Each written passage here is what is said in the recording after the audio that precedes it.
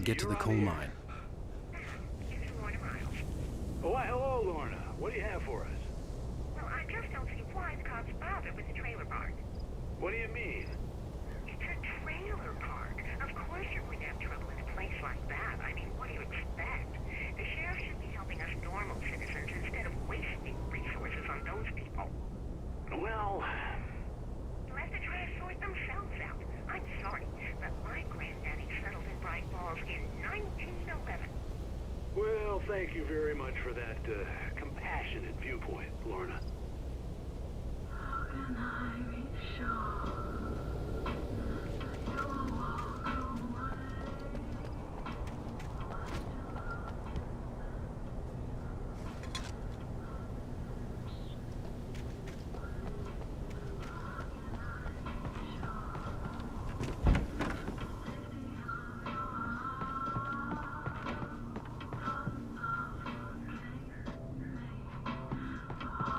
Oh, here's a little surprise. The famous writer Alan Wake just walked in. Folks, I'm going to see if I can talk him into an interview. Come on in, Mr. Wake. Ah, I'm so glad you could find the time to do this, Mr. Wake. Nowhere to run now, Dan Brown. You back away from me. Don't hurt. Whoa. Everyone calm down. Put the gun down. We're all friends here, right? Cool your jets, Nightingale. We got him. Judas Priest! What the hell's the matter with you? There's a civilian in there.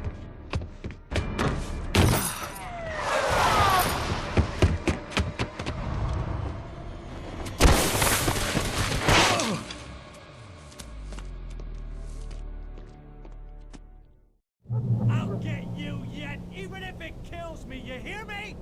You hear me, H.P. Lovecraft? I had fallen off so many cliffs it was ridiculous. That's what you get for naming a book The Sudden Stop. It was probably good I hadn't had the chance to tell Maine where I was going. I'd have to lose the cops and find my own way to the mine.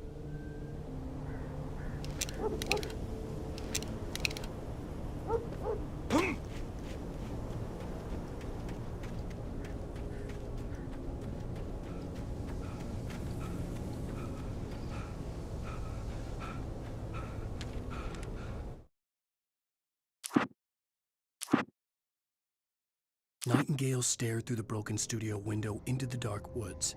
He turned around, started to walk out, but Maine grabbed his arm. "Young man, you almost shot me. You don't shoot off rounds at people like that. What's the matter with you?" Nightingale shook his arm free, marched out. His cheeks burned with rage and humiliation.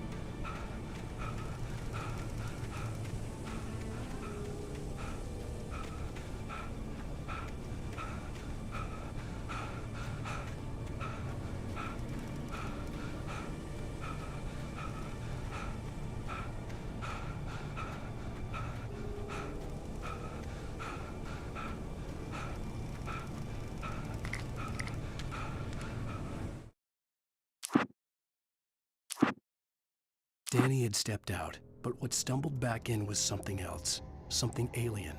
A monster. Walter tried to kill it, first with his fists, then a chair. It wouldn't die. Instead, it kept coming, unaffected by the beating it had taken. After Walter managed to kick it down the cellar stairs, fear took over. He ran, got behind the wheel, gunned the engine. The booze wouldn't make him forget, but he knew he had to try.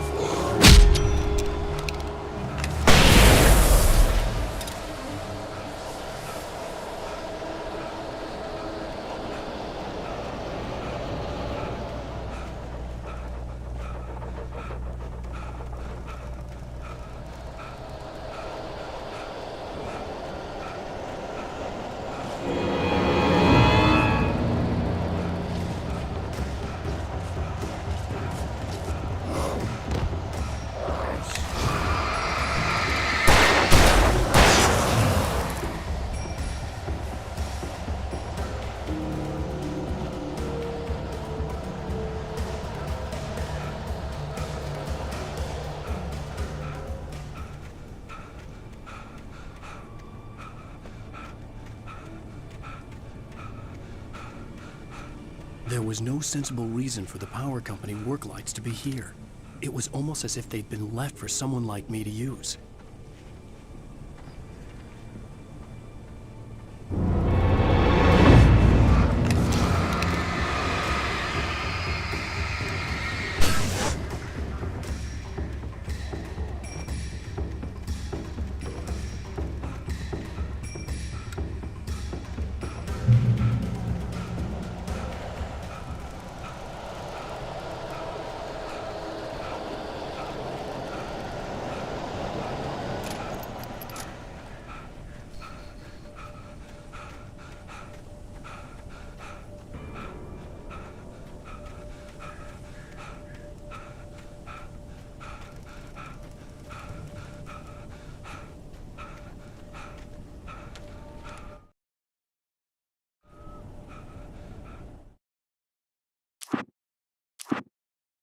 The bulldozer's engine roared to life. Mud and rocks flew as it fought for traction.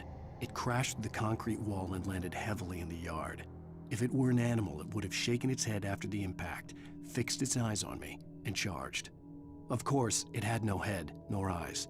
Shadows crawled on its form, twisting it into a monster. Then, it came for me.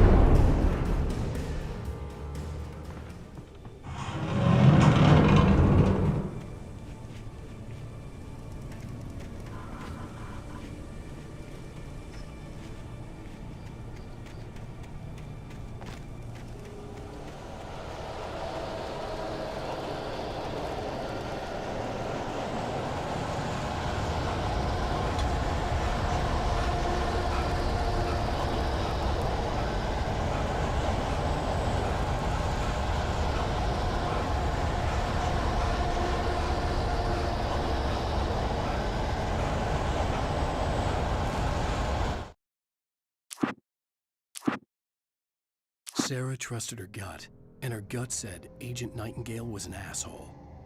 He felt wrong, and it wasn't just the smell of stale booze. It was in the way he flashed his badge, pulled rank, the look in his eyes when he wanted answers. Where was Alan Wake? What was this about an accident? Where was his wife? And most importantly, why did she let Wake go? He wouldn't answer her questions. Federal business was all he'd say.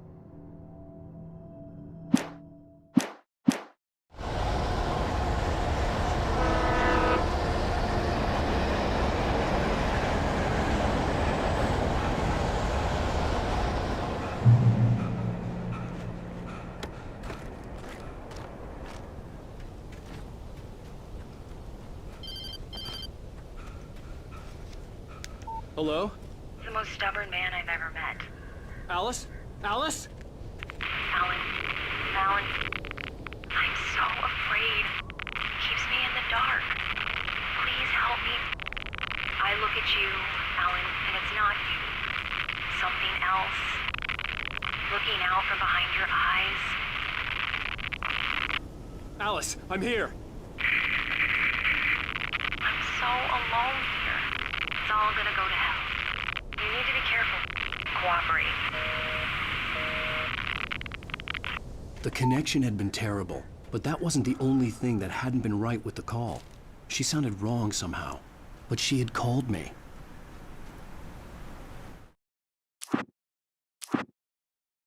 The pipe wrenched itself loose from the bridge's steel framework. Wrapped in darkness, it floated in midair, twitching. For a moment, I didn't understand what I was looking at. The heavy object lurched at me with impossible force. I threw myself out of the way, but just barely. When I turned my flashlight on it, it shook in a dark rage before it flew at me again.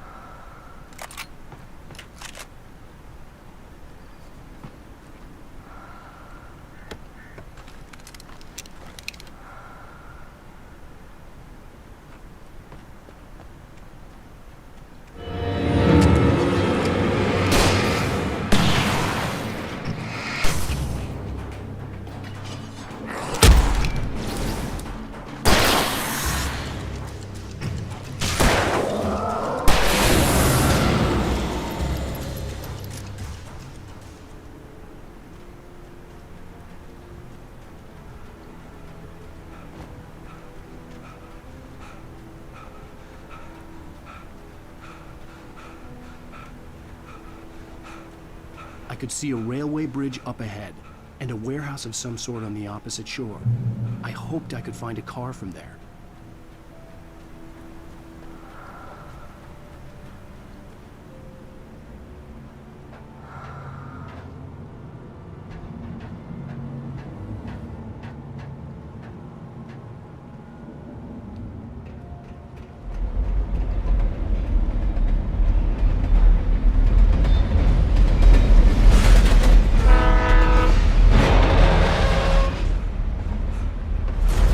That was pursuing me was growing stronger, and it was taking over everything in its path.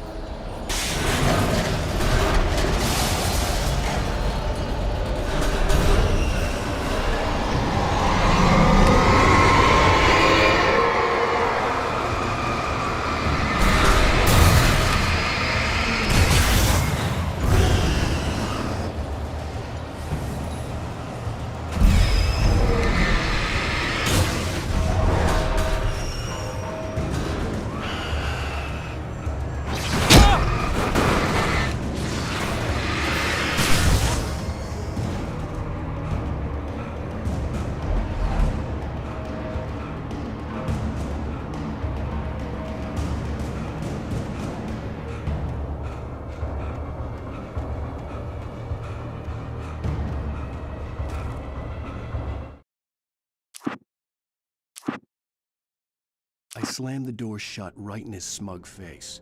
He pleaded for me to open the door. True to form, the asshole actually thought I would obey. I had no sympathy left, no guilt either, not for him. I took a moment to savor the scream. I bet I had a smile on my face. It was all that I had time for. The dark presence was inside the lodge with me.